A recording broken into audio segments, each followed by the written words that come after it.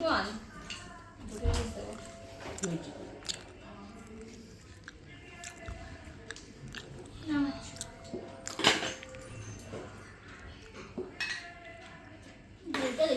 ভোগ নামিয়ে ফেলেছো?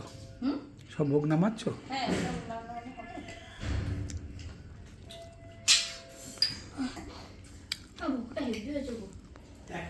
পুজো হয়ে গেছে। আর তারপরে না একটু ওপরে গেছিলাম, সবার ঘরে গোপাল দেখে এলাম। সবাই কি সুন্দর করে পুজো করেছে, গুছিয়ে লাইটিং করে, দারুণ লাগছে। তো এবারে এসেছি, এসে সবাইকে একটু প্রসাদ দিচ্ছি। আগে বাটারা এখান থেকে নামিয়ে নিলাম, ঠাকুরের এখান থেকে। এত লাইট হয়েছে না, আমার কৃষ্ণের মাথা গরম হয়ে যাচ্ছে। তার সব পরিষ্কার করে নিয়ে তারপরে সবাইকে ভোগ দিয়েছি। এই যে এইদিকে সবাই ভোগ খাচ্ছে, দেখো। ভোগগুলো দারুণ হয়েছে, ভোগগুলো দারুণ হয়েছে।